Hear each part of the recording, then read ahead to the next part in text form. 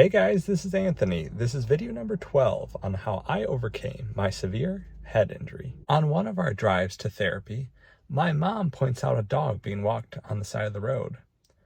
I try to turn to see it, but because of my neck brace, I have to turn my whole torso. I can't turn fast enough to see it. After weeks of outpatient therapy, the drives are slowly getting better, but they are still hard.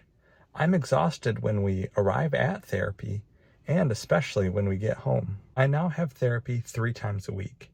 We drive to Mary Free Bed for outpatient therapy. Since we have been home, my mom frequently asks for homework or worksheets of any kind that we can work on our own. Some days are better than others, but the progress comes rapidly with all the work that we put in. I owe a lot to my parents for my recovery. During my days off from therapy, my mom works with me 8 hours a day. She quit her job to help me recover. My mom keeps asking for more things to do to help me with my recovery. My parents buy various card games that we work on in speech therapy. I work hard on them to get better.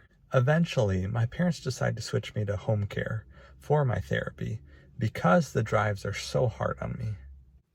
I get so good at one of the card games that we use in speech therapy that on the last day before I transition to home care, I beat my therapist. He sits back and says reflectively, "I've never had a patient beat me before." For occupational therapy, before we transition to home care, we go for walks in the city near the hospital. Thankfully, the traffic is not busy near the hospital, but I do find them stopping me frequently so that I do not walk out into the road. At this point, I do not have the awareness to stop myself from walking straight into the road. Thanks for watching. Come back next time to hear more about my recovery from my severe head injury.